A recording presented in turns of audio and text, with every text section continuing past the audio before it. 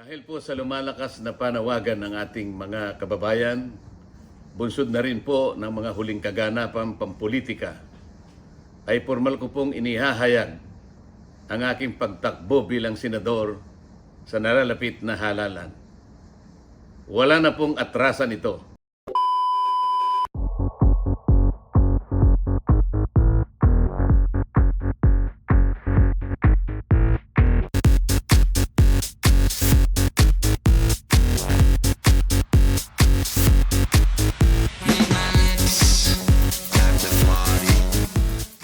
Sino nga ba si Attorney Rodante Addison Marcoleta?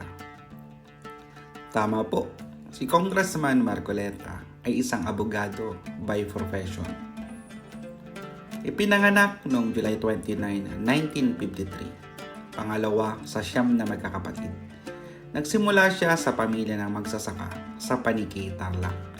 Si Kong Marcoleta ay merong Master's Degree in Business Administration mula sa University of the East at Doctorate in Public Administration mula naman sa UP Diliman. Hindi lamang po yan. Siya ay isa ding fellow mula sa Harvard Kennedy School on Developmental Leadership. Dahil sa kahirapang kinalakihan, hindi ito naging hadlang upang magpabaya siya sa kanyang pag-aaral. Sa katunayan, nag-graduate itong isang valedictorian noong elementary. At isa ito sa itinuturing niya bilang mahalagang yugto ng kanyang buhay. Sapagkat sa unang pagkakataon, sa araw mismo ng kanyang graduation, naranasan niyang makapagsuot ng isang relo na pinahiram pa ng kanyang ama at pares ng bagong pantalon. Sa murang edad, namulat ito sa kawalang hustisya na nararanasan ng isang pangkaraniwang mahirap, kagaya ng kanyang pamilya. Kino-question niya noon ang hindi patas na kanilang natatanggap sa hatian ng tubo. Dahil dito, mas lalo siyang nagsumikap na makatapos ng pag-aaral at maging isang abogado. Hindi lamang upang tulungan ang kanyang pamilya, kundi kapwa na rin niya maralita. Nang makapagtapos ito ng pag-aaral at naging ganap na isang abogado, sinubukan niyang makatulong sa maraming tao, lalong-lalo na ang mga kapuspalad. Dito niya naisip na mas makakatulong siya umano kapag naging isa siyang politiko. Hindi lamang dahil magkakaroon siya ng access sa mga basic social services, kundi kasama na rin ang oportunidad na matulungan ng mga ito sa kawalang hustisya na kanilang nararanasan. Taong 2004, nung sinubukan niyang pasukin ang pagiging public servant bilang isang party list representative, kung saan isa siya sa mga nakagawa ng batas na gaya ng libreng edukasyon, libreng patubig, access sa universal healthcare at ang sikat na Magna Carta for the Poor na ang layunin ay makatulong sa maralitang sektor. Ilan lamang ito sa marami pang batas na kanyang nagawa. Si Kong Marcoleta ay hindi talaga nag-umpisa bilang representative ng Sagip, sapagkat initially siya ay kasapi ng Alagad Party List, isang organisasyong nabuo na kinabibilangan ng maralitang sektor. Kilala itong nauugnay sa kanyang relihiyong kinaaniban, ang Iglesia ni Cristo. Nahalala ito bilang kongresista at naging kinatawan ito sa loob ng 9 na taon mula 2004 hanggang 2013. Pagkatapos nito, naging kinatawan naman si Kong Marcoleta mula 2016 ng Social Amelioration and Genuine Intervention on Poverty o mas kilala bilang Sagip Party List. Naging popular at sumikat si Kong Marcoleta noong panahon ng hearing para sa franchise renewal ng ABS-CBN. Na lang na sinabi ni Chair na humingi sila ng paumanihin, ng tawad at ng pasensya. At yan ay posibleng simula na ng pagwawasto ng sitwasyong ito. So this is hardly belaboring the point, Madam Chair, with all due respect. Madam Chair, first of all, the matter has become moot and academic already. It's not about freedom, Madam Chair. It's about franchise. Iba po yun eh. A franchise to be granted by the House of Representatives is the only permit for a network to operate. Doesn't matter. Wala tayong pinag-uusapan na freedom of speech there. Freedom of speech It's not the subject matter in that, Madam Chair. Tinatanong ko lang with all due respect to the Senator, we should not belabor this case. Pwede ba naming hilingin sa inyo na i-recite ninyo yung unang linya ng Panatang Makabayan?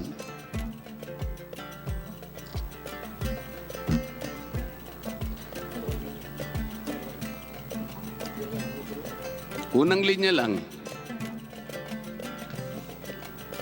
Congressman Zarate, baka gusto mo ng tulungan.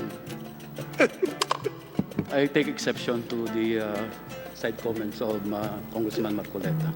Baka lang gusto nyo pong tulungan. I have my own time. Iniibig ko ang Pilipinas. Salamat po.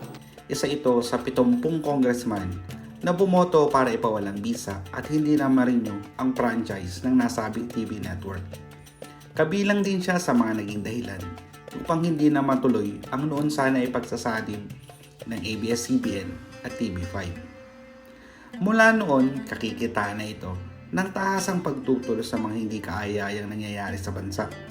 Sa kasalukuyan, isa siya sa iilang tumatayo para sa prinsipyo, integridad at mandato na makatulong sa taong bayan na naging daan upang ito ay tanggalin sa 5 komite na kanyang kinabibilangan: Commission on Appointments, Justice, Energy, Public Accounts at Constitutional Amendments.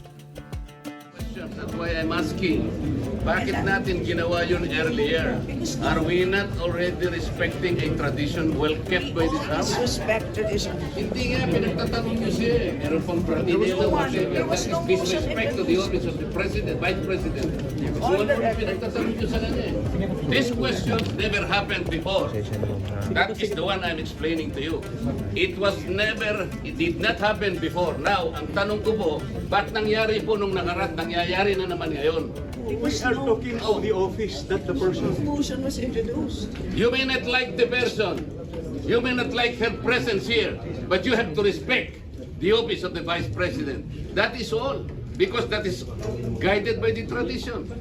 Dahil sa mga anomalya sa Kongreso at sa nakikitang pagsuporta nito kay Vice President Sara Duterte, ito ang kanyang masakit na sinapit.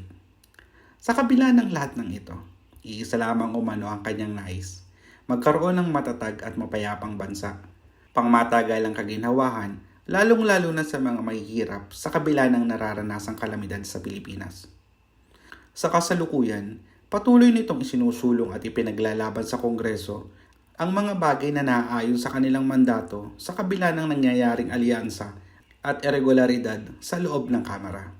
Matatandaan na makailang ulit itong pinanindigan ang kanyang prinsipyo at opinyon sa ilang pagdinig ng mga komite sa loob ng Kamara. Madam Chair, what do we need her to articulate for? So ang pinag-uusapan po natin, wala na po ba yung respeto sa tradisyon na yun?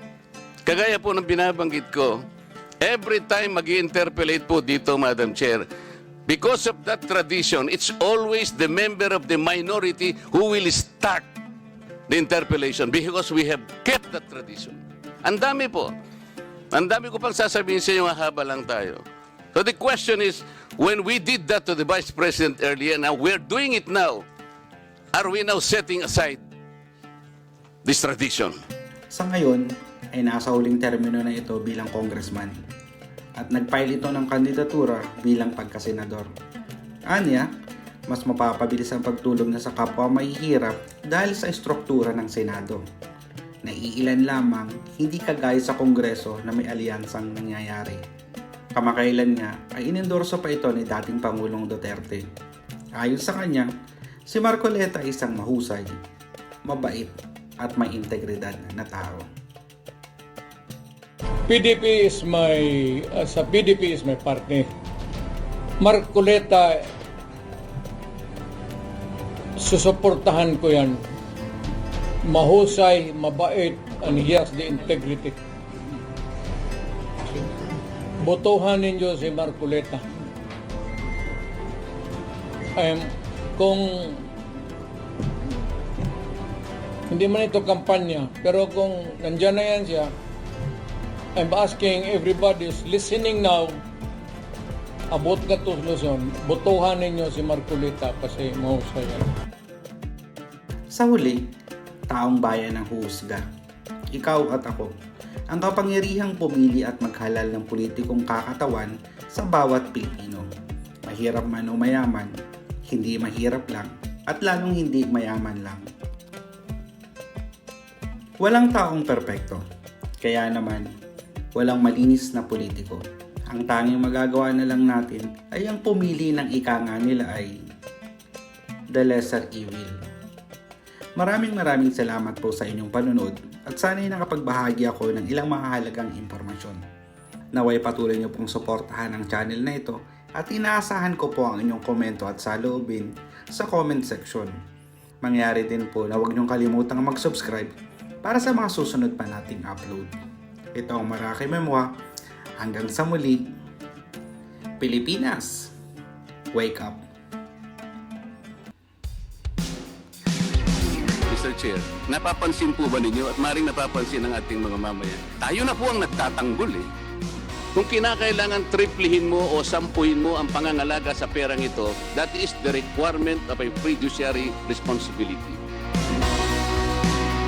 Buong tapang na isisigaw ang katotohanan, prinsipyo at dangal ang armas sa makabagong digmaan. Hindi papalupig sa mga mapanlamang para sa kapakanan ng mga mamamayan. Hindi basta-basta lumalaban, kundi masusing pinag-aaralan.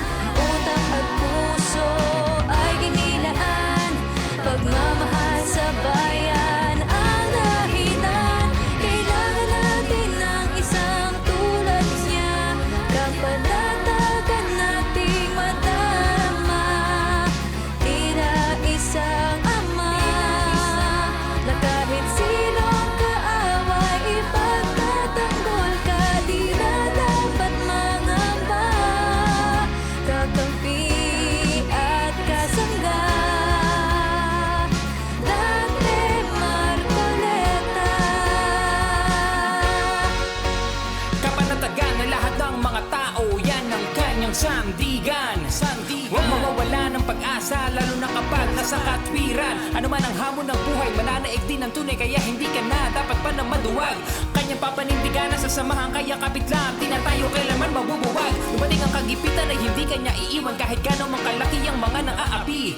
Buong tapang niya isisiwalat mga abusado at lahat ng mga may pagkakamali. Sumama ka sa'kin, teka muna sandali, inilalahad niya'y solidong pruweba. Kanyang ibinubulgar ang umaalipin sa ating mga maling sistema. Hagilapin ang batas sa katwiran, dapat pag-isipan, dahil ito ang ating pag-asa. Matalim ang mga plano, dapat lagi sigurado, pinakamainam kasi ito na sandata. Ang inyong mga pagtitiwala, kanyang kinakailangan upang maisulong interes ng masa. Sama-sama tayo mga Pilipino, iisang layunin, Pilipinas gawin natin masagana. Dante Marcoleta. Hindi basta-basta lumalaban, kundi masusing pinag-aaralan.